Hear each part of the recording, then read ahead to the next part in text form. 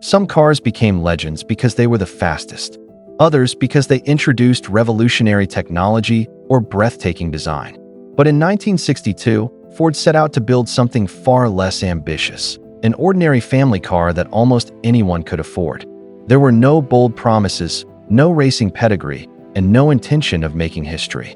Yet this humble sedan went on to sell in the millions, inspired a championship-winning performance version, and reshaped what Europeans expected from an everyday automobile.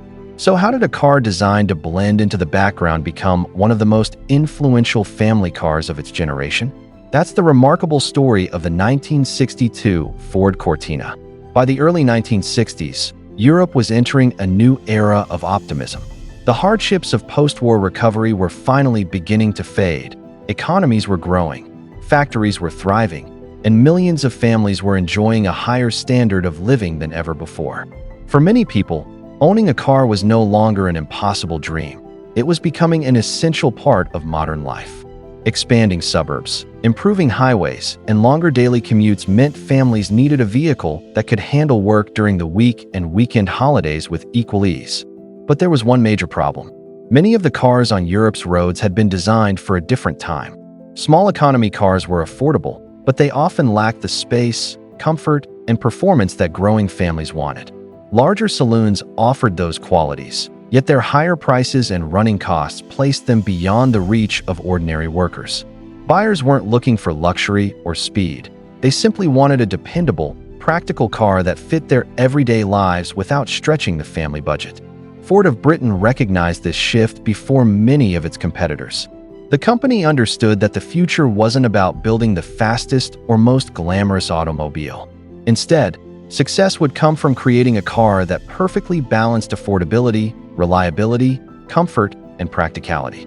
It had to be easy to drive, inexpensive to maintain, and spacious enough for the needs of a modern family, all while remaining within reach of average households. That simple philosophy would shape one of Ford's most important projects. What began as an attempt to fill a gap in the market would soon redefine what Europeans expected from an everyday family car. But Ford still faced one enormous challenge. Building an affordable family car was one thing. Building one that millions of people would actually choose over every rival was something else entirely. Ford of Britain already had popular cars in its lineup, but there was a growing gap that none of them could fill. The compact Anglia was affordable and economical, yet many families quickly outgrew its limited space. At the other end of the range, the larger Zephyr offered comfort and refinement, but its higher price and running costs made it unattainable for many middle-class buyers. Between those two models lay one of the biggest opportunities in the European market. Ford's challenge wasn't simply to build another car, it was to build the right car.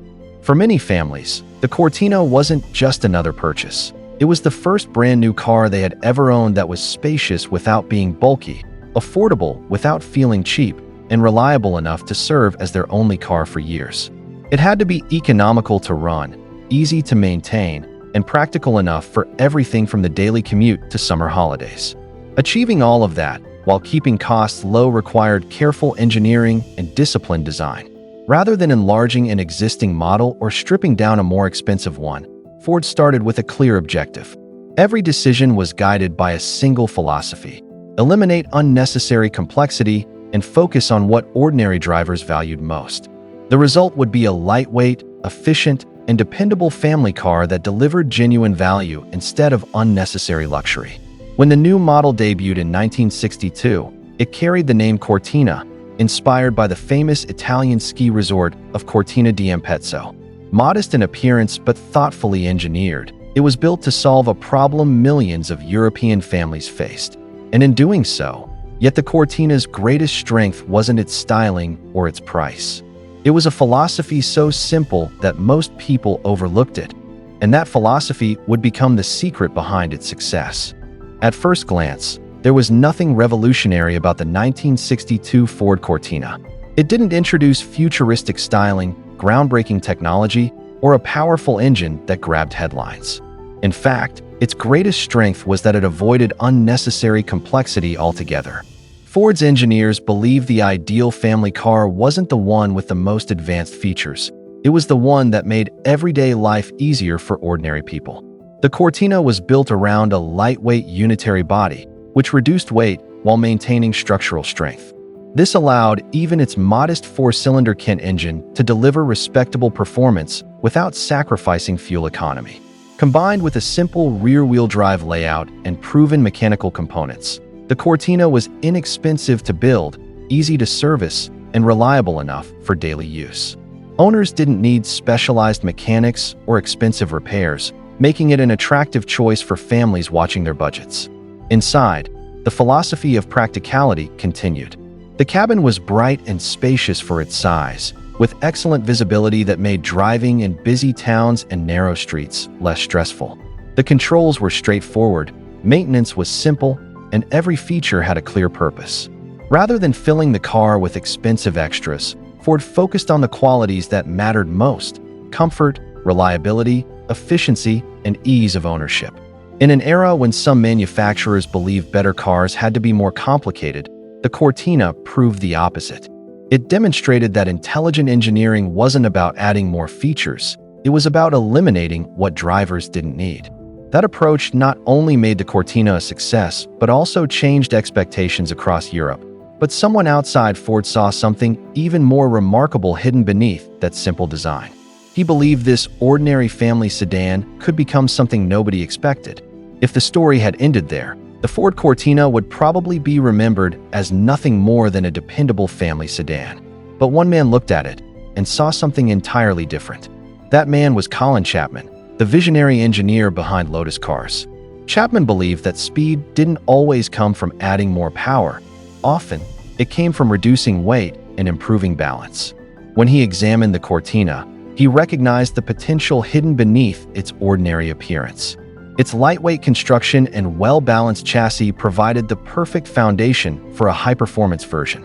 Working with Ford, Lotus transformed the humble family car by fitting it with a high-revving twin-cam engine derived from the Lotus Elon, revising the suspension for sharper handling, and reducing weight through the use of aluminum panels and other performance-focused modifications. The result was the Lotus Cortina, a car that looked remarkably similar to the sedan parked outside countless British homes, but delivered performance capable of challenging far more expensive sports cars. On racing circuits across Europe, it quickly proved its worth, earning victories in touring car competition and helping establish the Cortina as far more than just reliable transportation. Yet the greatest irony was that the Lotus Cortina didn't overshadow the standard model. It enhanced its reputation. It showed the world that the same simple engineering that made the Cortina practical for everyday families also provided the perfect foundation for a championship-winning performance car. Surprisingly, racing victories weren't what made the Cortina famous. Its greatest achievement happened far away from the racetrack, in driveways, company fleets, and family holidays across Europe. Racing success gave the Cortina excitement, but it wasn't what made it one of Europe's greatest automotive success stories. The vast majority of buyers never cared about lap times or championship trophies.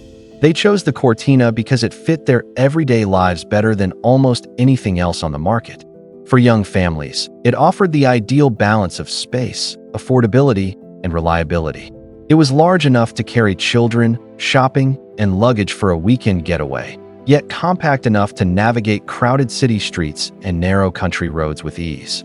Its economical Kent engine kept fuel costs reasonable, while its straightforward mechanical design made servicing simple and inexpensive. Replacement parts were widely available, and Ford's extensive dealer network gave owners confidence that help was never far away. The Cortina's appeal extended well beyond private buyers. Businesses, government departments, driving schools, and company fleets embraced it for exactly the same reasons.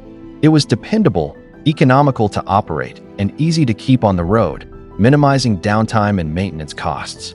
On Monday mornings, Cortinas filled factory parking lots. By Friday evening, the very same cars carried children, picnic baskets, and suitcases toward Britain's seaside towns.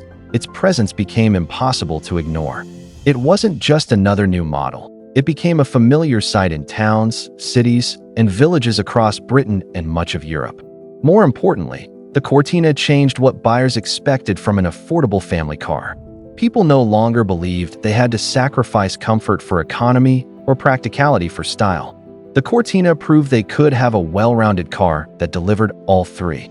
That winning formula helped it become one of Britain's best-selling cars, and by then, the Cortina had become much more than a successful model. Without realizing it, Ford had rewritten the rulebook for what an everyday family car should be. The Ford Cortina's greatest achievement wasn't its impressive sales figures or even the racing success of the Lotus Cortina. Its real accomplishment was changing what millions of Europeans expected from an everyday family car.